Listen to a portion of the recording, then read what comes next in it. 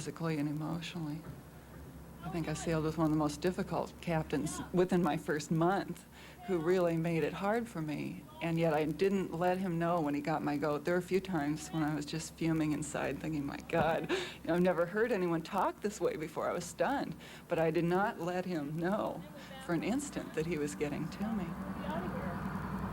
Docking a boat is just about the hardest thing there is about running a boat.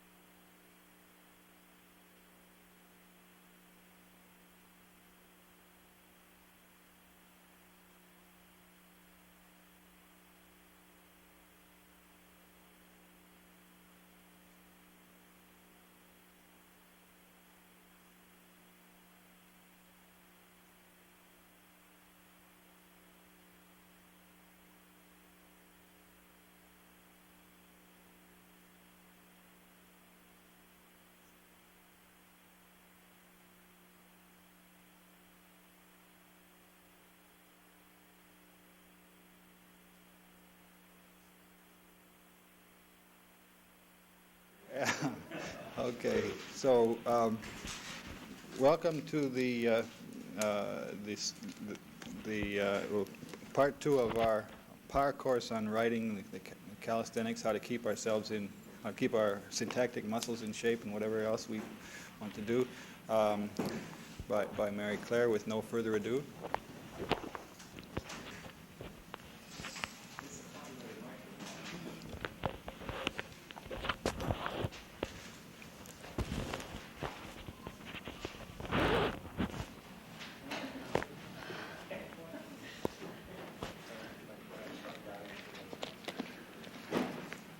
Don asked me to come back and talk to you again on the theory that nobody could possibly be that nervous 2 weeks in a row. I'm about to prove him wrong. Before we go back to talking about writing exercises, I would really like to talk to you about which and that. It got raised quite forcefully on Monday, and much of what I say is going to have to be off the top of my head. And Tracy can write it all down, and then between the time when she takes the notes and when we actually distribute the notes to you, I'll tack down dates, because much of what I want to say is historical. The story opens, in the 17th century. Speakers of English have available to them 2 relative pronouns. which, and that. What is a relative pronoun?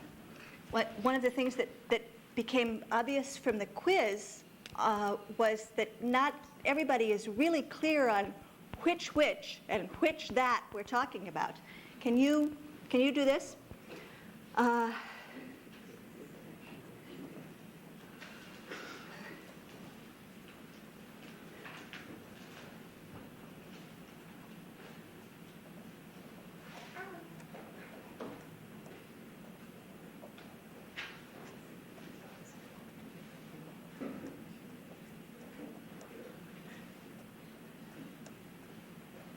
Okay.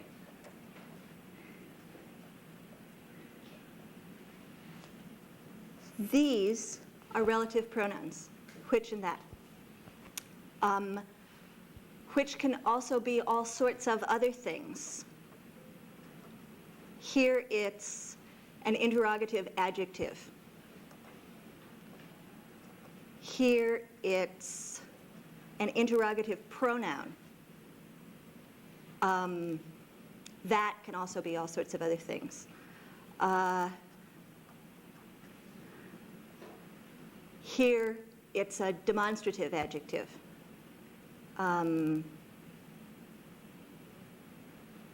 Mental block. Can't think of any of the many other things that can be. That is.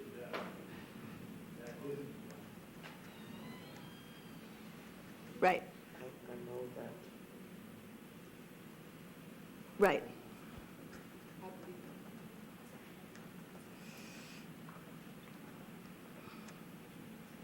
Okay, so the only ones that we're talking about are the ones in those top two sentences, which and that.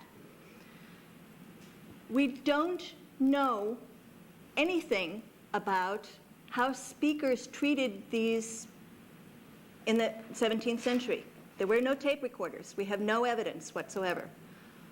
We can hypothesize that writing and speech were very far separated at this time, that it was no part of anybody's ideal for writing that it sound like natural speech.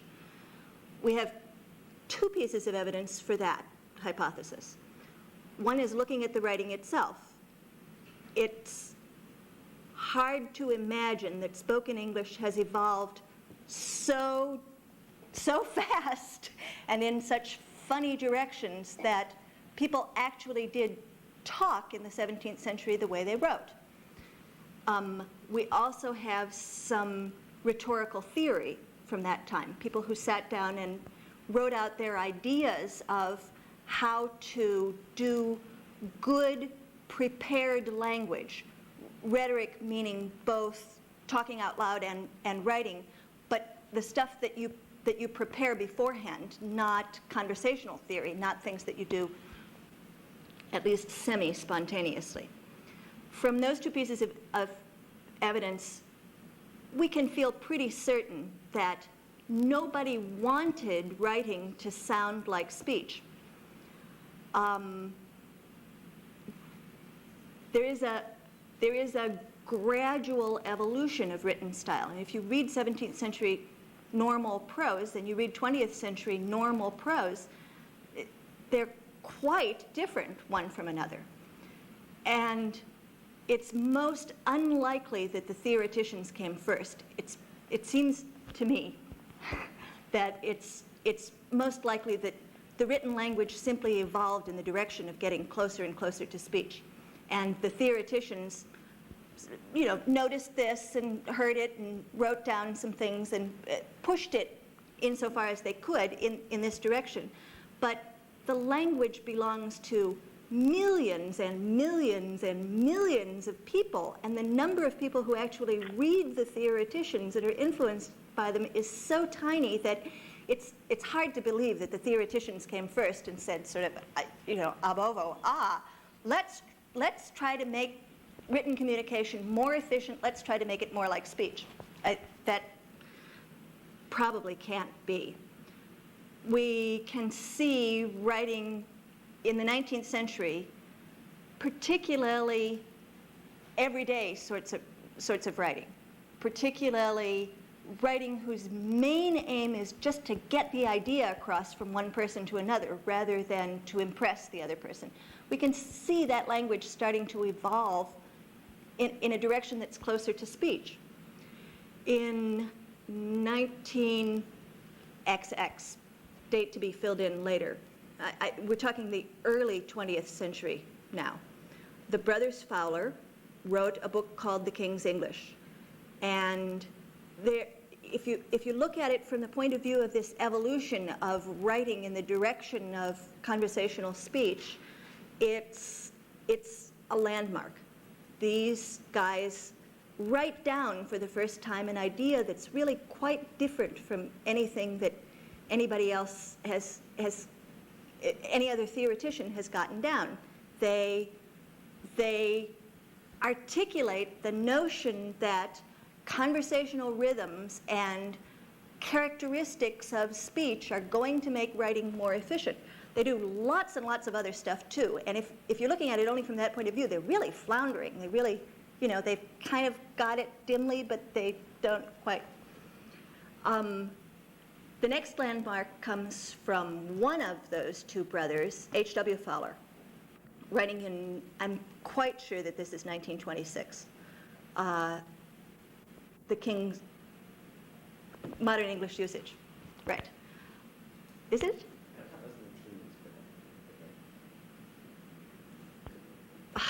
We'll look up all of these dates. You know, you're getting the idea of about when these things take place.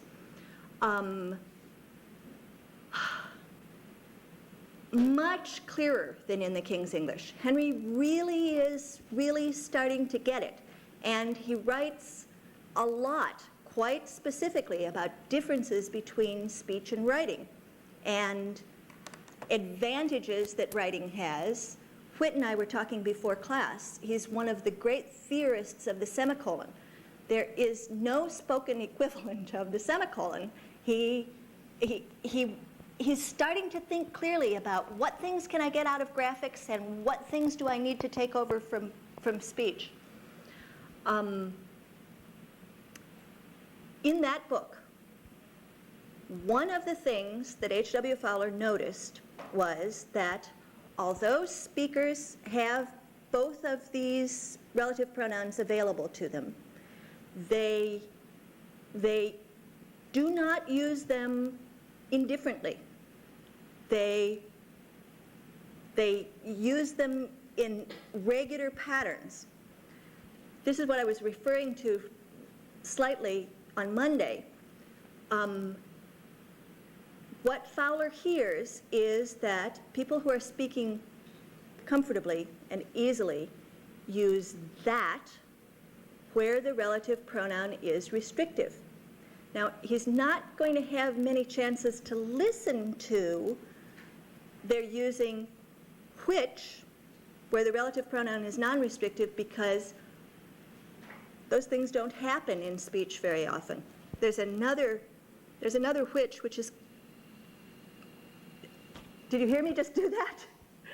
There's another which, comma, which is closely related to the relative pronoun which. We have a long thought, and then a semicolon, and then which I hope you will get. This form is looked down on in writing, and you shouldn't do it in writing. But we all do it in speech. It's the non-referential which that matches the non-referential that and the non-referential this that Jeff Ullman was talking to you about. And it does occur in speech. It occurs in informal speech. You will hear it a lot. But you won't hear this which in non-restrictive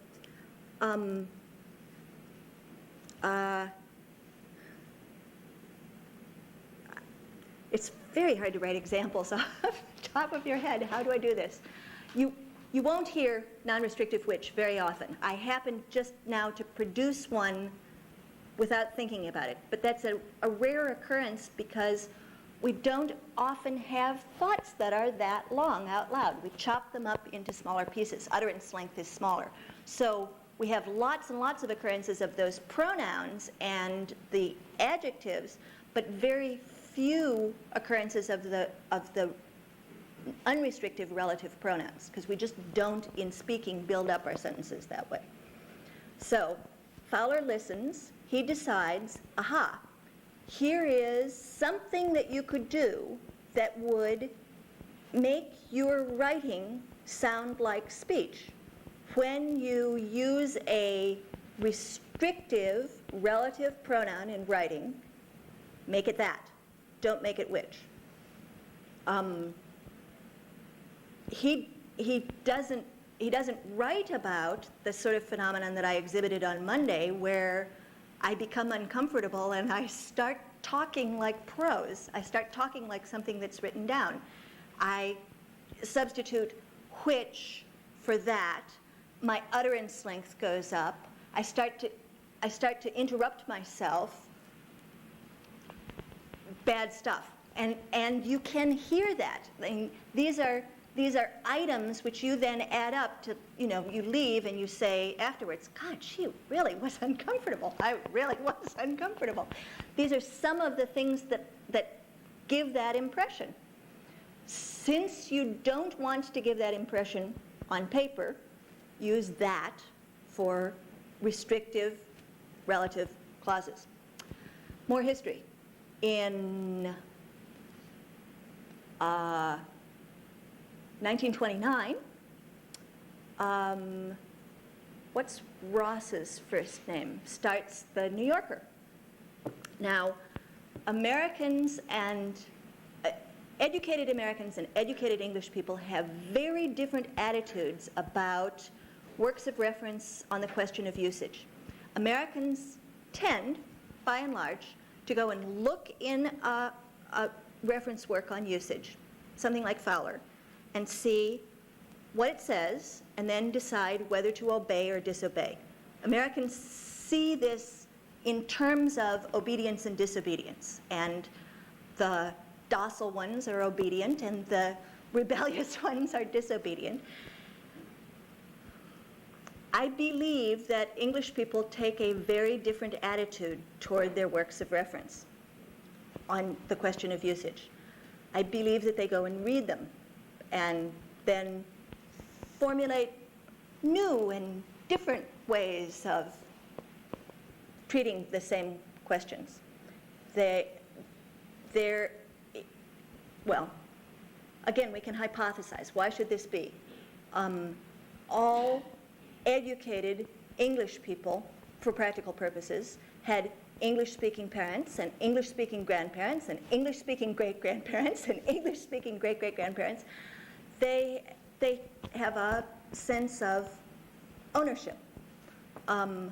Most educated Americans had German-speaking grandparents and Dutch-speaking grandparents and Polish-speaking grandparents,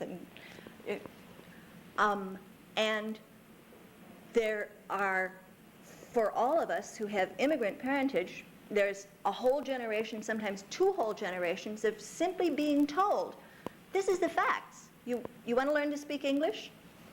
Obey. You don't want to learn to speak English? Stay in whatever particular ghetto you happen to come from.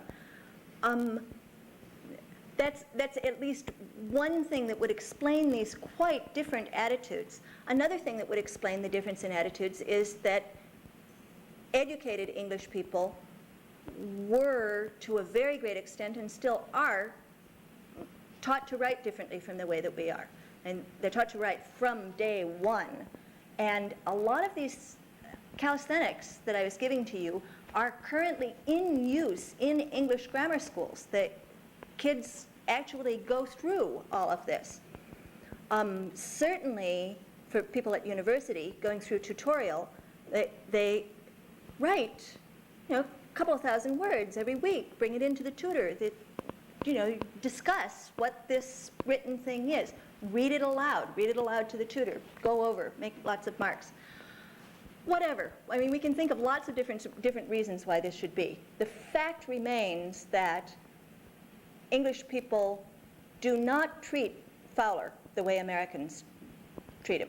And Americans, first of all, tend to call Fowler they rather than he. This is an indication of a deep misunderstanding of the audience that he thought that he was addressing.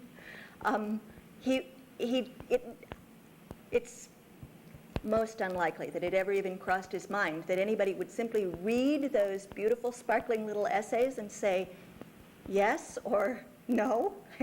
That's not the sort of response that he's trying to elicit. But we have Harold Ross. We're in 1929 now. And Ross was a man who liked things black and white. He did not like unnecessary complications. And Fowler became the copy editor's Bible for the New Yorker. This means that Fowler has an influence on American English way above and beyond any influence that it's ever had on English. It is indeed influential in Great Britain, and you can indeed, I have had the pleasure of calling an English copy editor on, no, Fowler disagrees with you, and we must listen to Fowler because he is a smart man, and he is smarter than you. But even there, this was not strictly argument from authority. I could not simply say, as I could to an American copy editor, no, you are wrong. Fowler says this, you are wrong.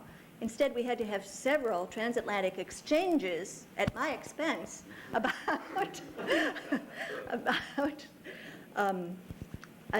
a different point, but one that Fowler raised and that copy editor felt perfectly free to disagree with.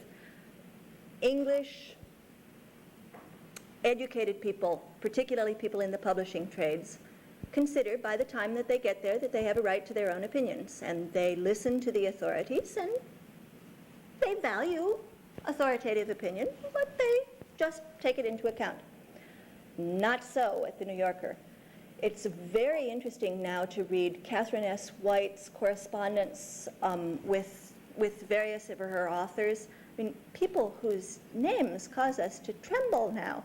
And she writes to them and says, well, I'm very sorry, I've had to change all of your whiches to that, et cetera, because Fowler says to do that, and we follow Fowler.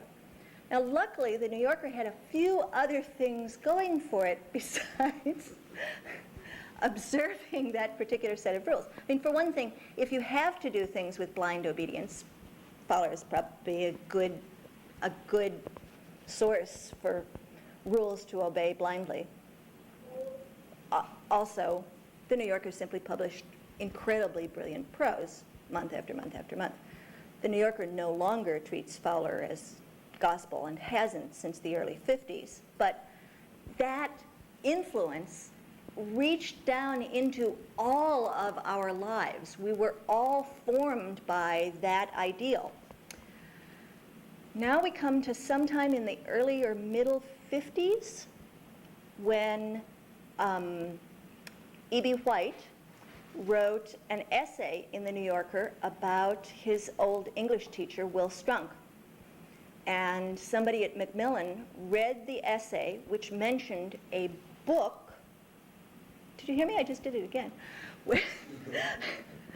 Mentioned a book that Will Strunk had written and distributed to kids who took his class. The guys at Macmillan convinced White to find a copy of that book. White had lost his own copy, and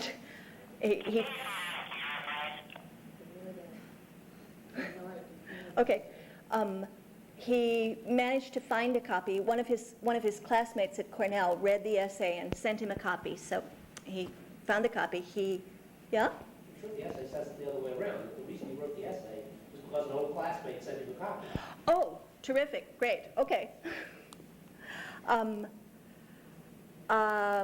So the folks at Macmillan decide to publish this, and White writes an additional chapter on higher level issues, indeed almost spiritual issues that Strunk stayed away from. Strunk wanted to tell you count the number of words in your sentence, make fewer words in each sentence.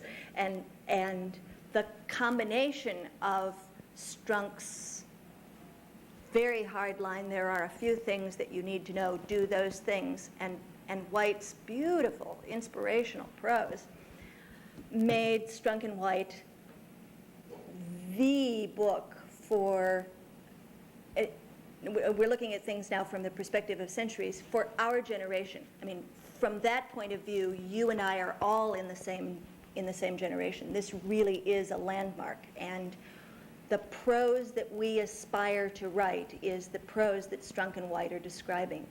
There are many departures now from Fowler, both in their own prose and in their recommendations. You can go through systematically and compare. They're writing for an American audience. At last, we finally have something that's written for the kind of English that we talk. And they're written for an audience that now starts to approach your especially, level of grammatical sophistication. And Fowler is rough going for those of us whose Latin is weak and whose Greek is non-existent. There's an assumption that everybody has lots and lots of grammatical vocabulary available to him that just doesn't really hold water anymore. I can study Fowler and understand him.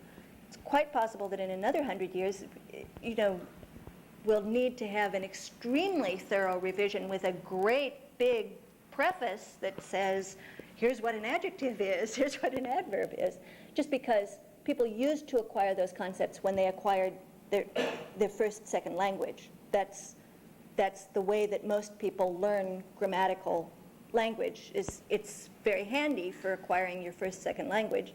It's especially very handy if your first, second language is Latin, because that's the origin of all of those grammatical terms, and they describe Latin considerably better than any other language. In particular, much better than English, which is a different sort of a language. Okay, now we're in 1987. We have all of this history behind us. What should we do about which and that? First of all, which and that is not terribly important. It really is. We should keep some sense of perspective about this thing that I've just been talking about for 25 minutes. It is, however, important as an example of the sort of control of tone that you would like to have. In and of itself, it's not particularly important. But every item that adds or subtracts to the tone, the ease with which you communicate to the reader, is important. And tone consists entirely of making enough of those tiny, tiny choices right. If you make enough of them wrong, then all the clarity in the world isn't really going to get you the readership that you hope for, because only the readers who know already before they start that they really want to know this material will stick with you. Anybody who's sort of sitting on the fence will read until the tone gets intolerable and then quit.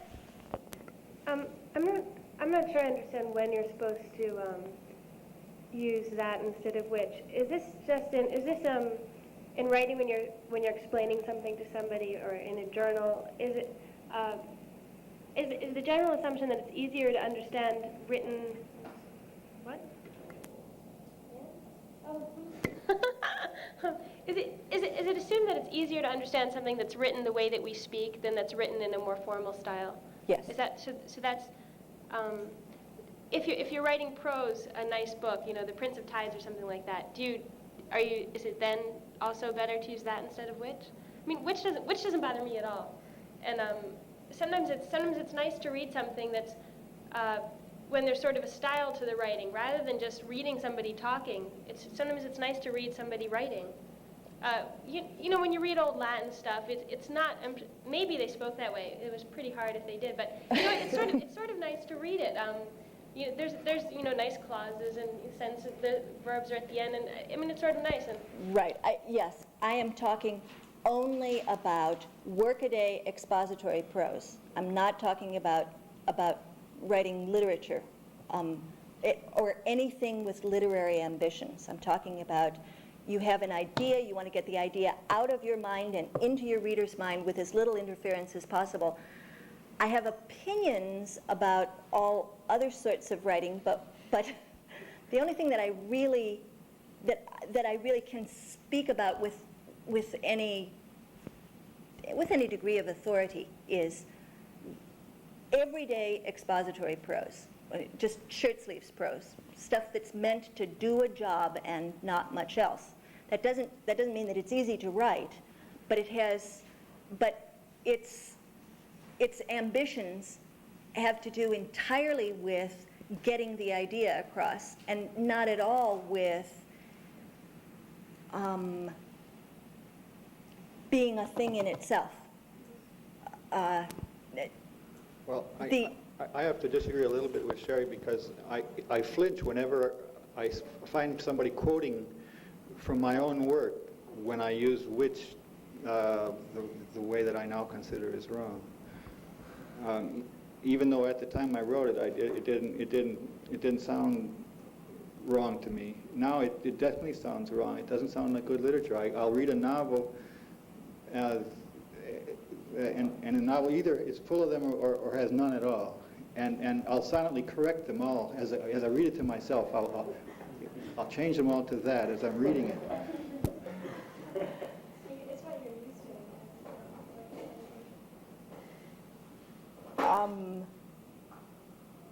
Respectfully, let me say that I believe that we are encountering obedience here. And Whit? I've had exactly the same experience that Don has, and I don't think it's a matter of obedience. I think it's the fact that Fowler has a sensible idea that is not a populist idea of English. And once you've been exposed to the idea, it seems a good idea, and it comes very quickly to sound like the right thing to do. But I know that before I was exposed to that idea, I consciously varied the use of which and that in those positions for variety in the sentence. Right. And that now sounds to me like a terrible thing to do, but in many sentences, you'll have that over and over again. Or in a paragraph, you'll have that over and over again. And I used to try to make some of them whiches, because at that time, it sounded better to me. Right.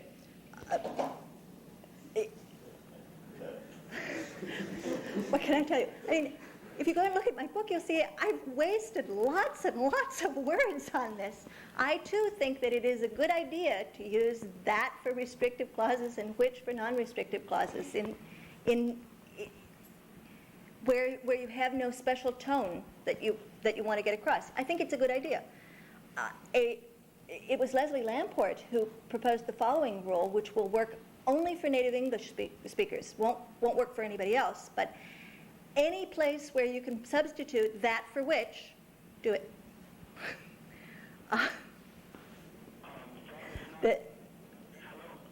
If you look at these examples, you'll see that actually does work.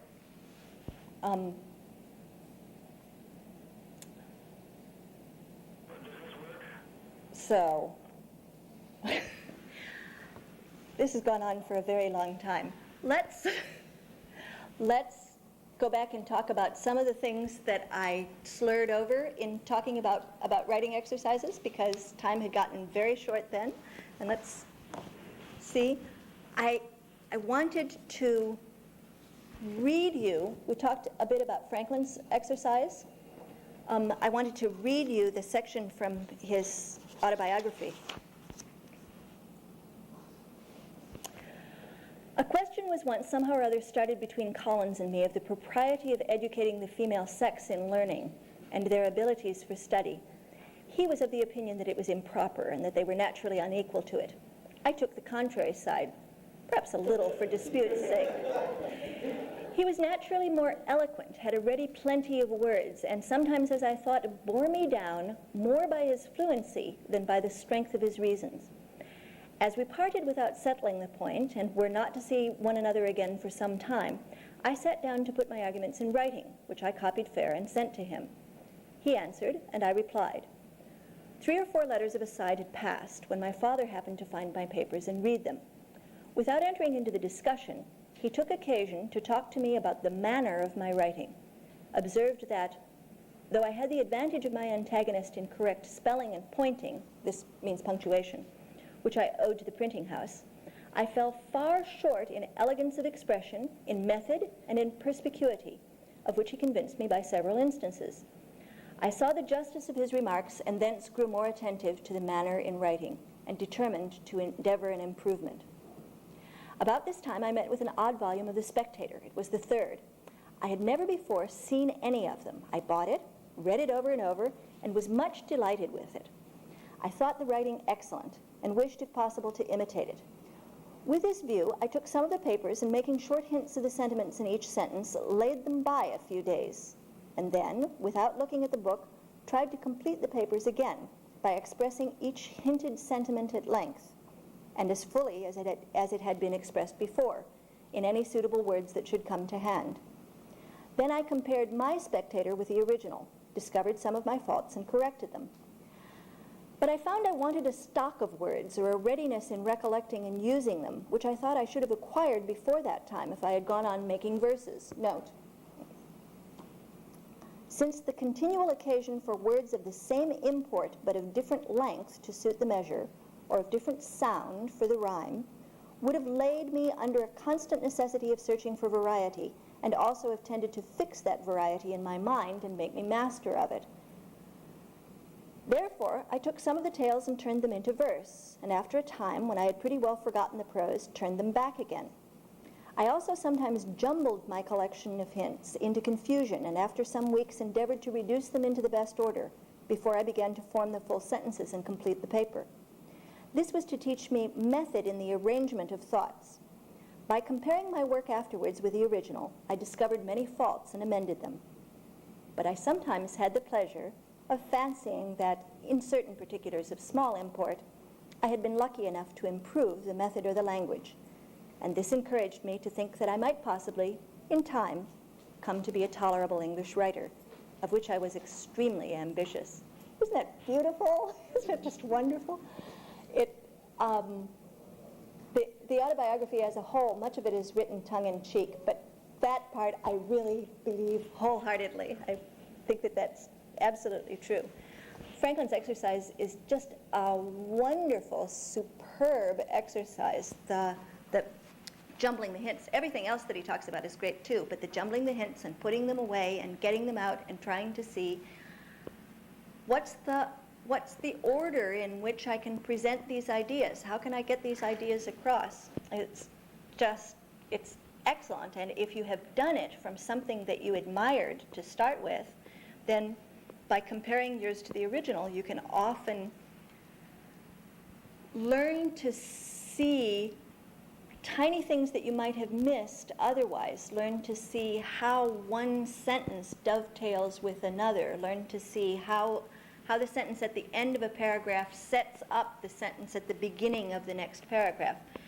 One assumes that you have some foundation for what you like. If you read something and you find it interesting, entertaining, moving, you should discover in it some of these properties. So putting yourself in a position to look at it very closely, you should find, analyze, get at stuff that's precisely like this. It works well together. So I have also, for the verse writing exercises, I wanted to show you, I think I mentioned in the handout that I did that I had a student once for a year who actually did all of this stuff and a lot more besides. He wanted to be a playwright. He was not interested in expository prose. And I said, gee, I think you ought to work with somebody else. I really don't know anything about that at all. I will have too much that doesn't work together. But there wasn't anybody else available to work with him, and so we decided that we would work our way through as many classic exercises as we could get our hands on. And it's due to him, actually, that I know a lot of these things that came out of old books and stuff like that, because a lot of them I didn't know before. And he and I worked our way through all of them. We did many sort of wild and crazy things. There were many other suggestions, and we began frequenting secondhand bookstores and buying old books of writing exercises and trying them all out. It was great fun.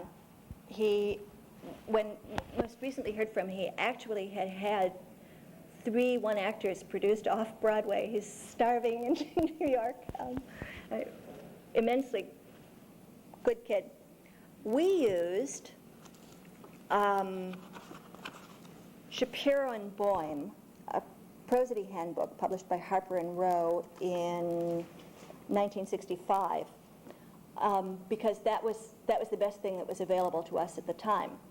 If we had been able to, we would have used John Hollander's Rhymes Reason, and you should all, just for sheer joy, go out and buy yourselves a copy of this. This book is a tour de force. It's really quite good. It's Yale University Press, 1981, and one of the things that Hollander does is to describe verse forms in verse. The book is bad in not having an index, so I have to find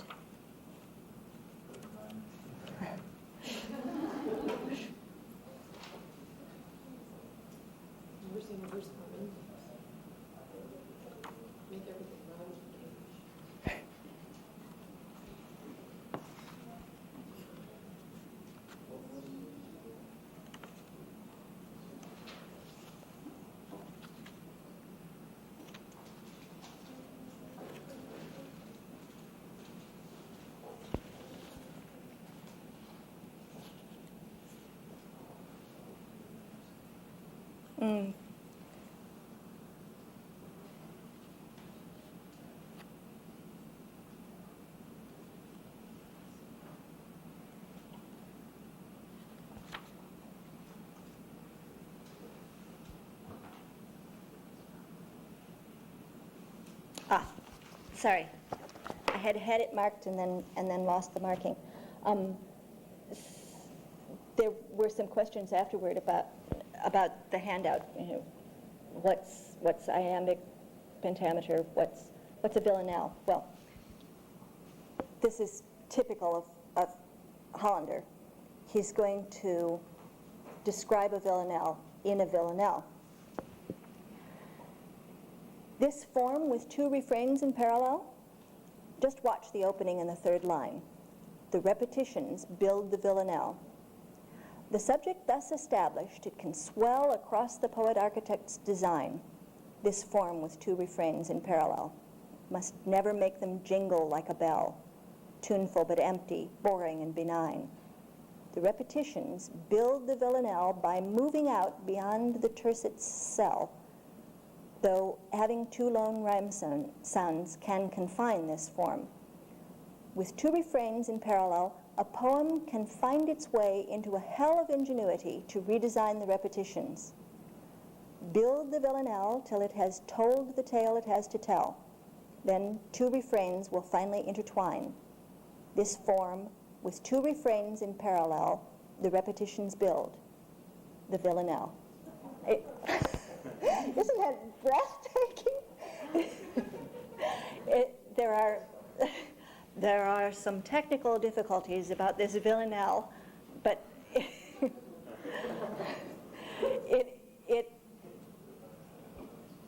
it's so far above any other exposition of poetic form that I've ever had my hands on. It's just wonderful, and it's funny, and you will enjoy reading it. If you ever read any poems, and I hope you all do sometimes read some poems, it will help you read them much better. You will understand what you're reading much better. And if I have managed to convince you that you should sometimes, as an exercise, write verse yourself, it'll give you all sorts of ideas for funny things to do. I I myself have written a recipe for making bagels in Alexandrine couplets.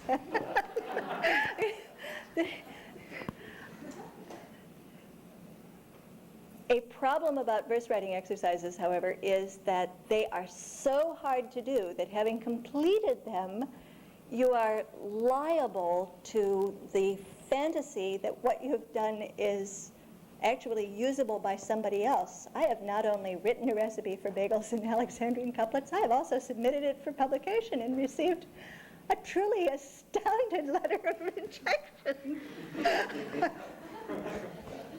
They really are, for most of us, only exercises. You really do really have to put them away. I blush. Okay, something else. The student's name was Stephen Astrakhan, in case he ever becomes immensely famous. Something else that Stephen and I did when we were working together was to take Richard Lanham's Hand List of Rhetorical Terms. This is my old copy. It went out of print for a while, and it's now back in print, perhaps just because I've talked about it so much over the years. I'd like to think maybe I had some influence on it. It's University of California Press, and the original imprint is 1969. I believe that it's only back in print. I believe that it's not a second edition, so that it's, maybe typography aside, virtually what I have. Lanham is concerned to gloss all of the terms in classical, medieval, and Elizabethan rhetoric. Paul, you asked me about this one time. Where did I learn all of these great words? Well, many of them I learned from Lanham. This is primarily an analytical tool. You see some use of language that's funny. In order to talk about it, you'd like to know its name. So, for instance, you see a sentence that's built A followed by B, semicolon B followed by A. And you like that, and you want to commit it to memory and see, oh, that was a useful thing to do in that circumstance. I'd like to be able to remember that when I have something that's approximately like that. It helps to know its name. Its name is chiasmus. X, C-H-I-A-S-M-U-S. Lanham has all of these words, all in one place. Many of them are very hard to remember because they describe things, for instance, that you can do only in Greek syllabic verse. I skip all of those whenever. But lots of other things. So Stephen and I sat there and determined that aside from the ones that referred to things in languages that neither of us could write, we would try to write an example of every single rhetorical flourish that Lanham described. Having now done that, I would tell you I do not recommend that you do that. There are very, very few of them that are any use for the sort of writing that we're talking about in this class. They are probably fine for writing high literature, the kind of thing that Sherry would like to read from time to time, and me too. But for me, they proved to be not at all profitable. I doubt that they proved to be profitable for Stephen either. But we could really impress our friends. Boy, had we enlarged our vocabularies. We knew lots and lots of funny words for things whenever we happened to run across them. So I mention this partly to show you that I'm not totally crazy. I mean, the ones that the exercises that I recommended, I actually think are useful for the kind of writing that you really do. There are many other kinds of exercises, some of which are good, but that won't really help with writing, a PhD thesis in computer science. They won't really get you very far.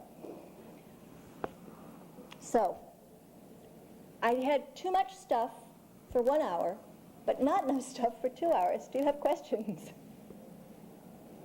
3-minute shy. That's not picnicking. Well, Question. You say people didn't used to speak as they write. Well, how do you think Shakespeare's plays were performed when they were first performed? I mean, presumably they were intelligible to the public then. oh, I think that they were intelligible. I can understand lots of stuff that isn't the way conversation comes out. Do you actually think that people went around declaiming and I don't know. I just wonder how far can written speech have been from, how far can writing have been from speech, really? Well, as I say, we don't have too much evidence to help us decide that. And certainly, even as far as we have gone, writing and speech are still very far separated from each other. Even the writing of, do you know David Mamet? I mean, here's somebody who's really trying to sound like, he's a playwright. He's trying to sound very much like the spoken English of uneducated people. But you take Mamet and you take a tape recording and you compare them, and there is a world of difference between them. It's a very useful thing to make a transcript of natural conversational speech and see writing and speech are still very far away from each other. And in some directions, we want speech to evolve to be more like writing. In some things we do, we're greedy for the conventions, the graphical conventions that help us on paper. And so there are some things in which we actually suck up in the opposite direction from the usual direction, where we take something from writing, including the implements of writing, backspace. I now hear fairly often to mean, wait, no, change mind, yeah, or this, yeah.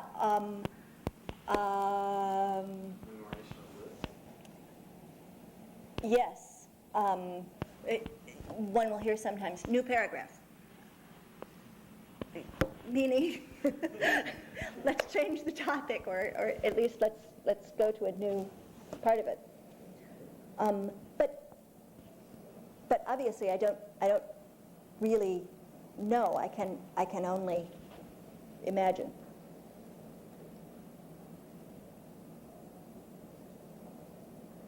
Yes? Say a few words about commas.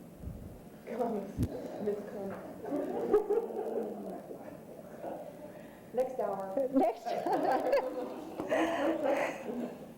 I have 100. Oh, okay, well, semicolons then. Okay, Fowler on semicolons is wonderful. Fowler had this great theory that you need something in between the sentence and the paragraph, okay? And he and his brother hypothesized, well, there were certainly examples of people already trying to do this, but the Fowler brothers were the great theorists of the agglutination of semicolon things as something that would fit in between sentences and paragraphs. There's this short story by Somerset Maugham that came out about 1927 or something like that, who talks about a writer who had discovered the possibilities of the semicolon. So maybe this is. Maybe it was in the air Yeah, at the it must have time. been, Yeah. Yeah, I have a friend also who in the 8th grade had a teacher who gave them grades based on how long the sentences were that they could write.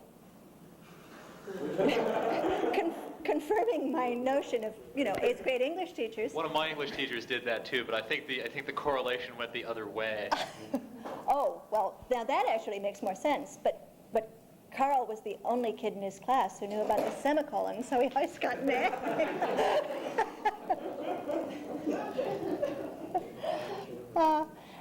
Things haven't worked out as the Fowlers had, sort of hoped and planned. What's happened instead is that our paragraphs are much shorter than anything that they could possibly imagine. The great theorist of the paragraph is Alexander Bain, 1856, something like that. the first time that anybody really catches on to what had been happening for about 100 years before that. Printers put little extra space in some parts of the galleys, and then there were writers who started taking advantage of that to get their ideas across, and then Bain comes along and says, every paragraph must have a topic sentence. and boom, spreads like wildfire. You can actually trace that vocabulary from Bain through elementary textbooks and watch it spread from Scotland to England to the United States. It's really nifty stuff. And I don't think that this can actually be called intellectual history, but whatever it is that we would call this discipline. So anyway, semicolons. Our paragraphs are much shorter than the paragraphs that the Fowler brothers were thinking about. They're much littler. The thing that we have put between the sentence and the paragraph is the paragraph. And then we need larger structures that tie together a bunch of these little short paragraphs. Nor do I notice yet what we're going to do. And we need something. One thing that I've seen, in fact, that does this is in some books that have this, you get a larger gap between some paragraphs than others. Right. To tend to tie a bunch together. Yeah, and a sort in the middle, a little star in the middle, something like that. And perhaps somebody would like to sit down and say, as Bain did in 1856, as for which and that, as Fowler did in the early 20th century, do this. Choose one of them. Do this. This is the right thing to do. Here's a problem. Here's how to solve this problem. Do this. And this is how fame is made in rhetorical theory. I think our time must be up. Yeah, we're done.